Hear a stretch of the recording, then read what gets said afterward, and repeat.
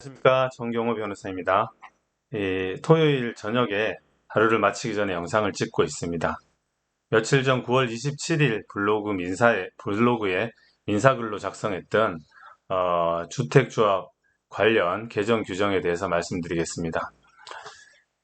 제가 서울 남부법원의 상근조정위원으로 화, 수, 목 오후에 주로 조정하러 나오고 있습니다. 어떨 때는 주 3일, 주 4회 이렇게 갈 때도 있는데요. 거의 매일 법원을 오가다가 아직도 남부법원 출입문에 이 모 지역주택조합장 구속 이런 자극적인 빨간색 표말이 사방에 널려 있어요. 그만큼 지역주택조합이 지역사회에 문제를 일으켰던 적이 많이 있습니다. 가장 크게 문제가 되었던 점이 허위 과장 광고, 토지 사용 권원 등에 대한 허위 과장 광고와 임의 탈퇴 금지 조항, 탈퇴 시 과다한 위약금을 부과한다는 조항, 그런 것들이 문제되었는데요. 그런 점들이 계속되어 문제가 되었기 때문에 2020년 전후에 개정이 되었습니다. 주택조합은 관련 규정은 주택법에 규정이 있는데요. 개정 전 주택법 11조 3을 보면 조합원 모집 신고에 관해서 토지 사용 권원에 대한 어떤 요건이 없습니다.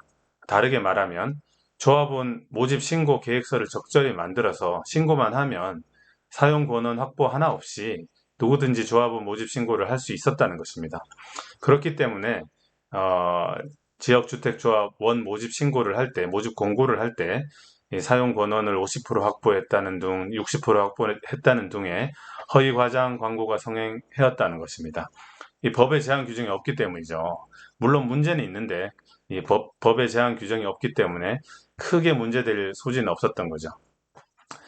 그런데 그 2020년 1월 23일 개정에 따라 50% 이상의 토지 사용 권원을 확보해야 된다. 이런 요건이 강화되었습니다.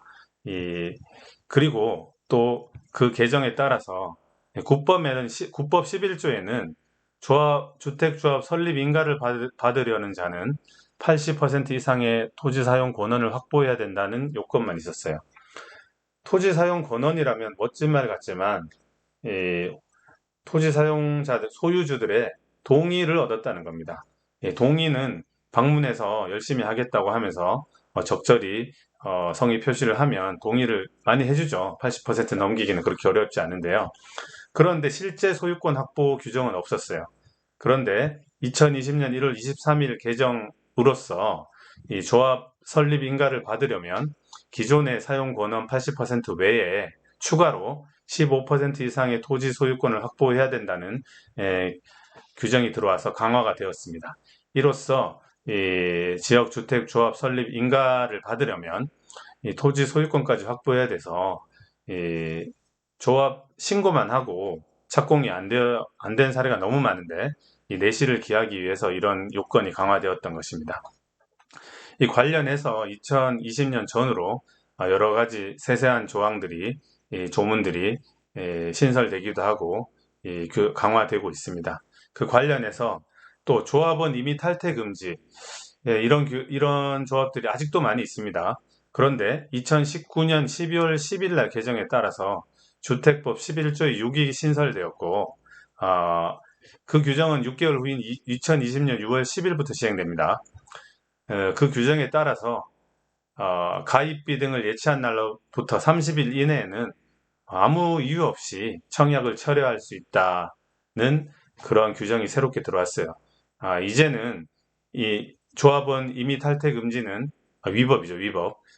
그런데 이 규정은 2020년 6월 10일 이후에 조합원 설립 신고를 한 조합부터 적용되기 때문에 지금 많은 지역주택조합이 아직도 이 규정이 적용되지 않습니다. 오늘 주택법 관련 주택법의 지역주택조합 관련 개정 규정에 대해서 말씀을 드렸고요. 구체적인 문제되는 사례에 대해서는 다음에 블로그 글을 쓰고 또 해설을 하겠습니다. 사실은 국법에는 규정이 좀 미비하였기는 하지만 제가 몇 번 말씀드렸죠. 민법은 항상 언제나 적용된다고요. 이 민법에 보면 이 통상의 지역주택조합 신고만 한 지역주택조합은 존속 기간을 정하지 않은 조합에 해당되기 때문에 민법 716조 1항에 따라서 이미 탈퇴 가능함이 원칙이었습니다. 이렇듯이 국법에 의하더라도 이 분쟁을 해결할 수 있는 많은 수단이 있었습니다. 그에 대해서는 분쟁 사례를 설명드리면서 다음 기회에 설명드리도록 하겠습니다.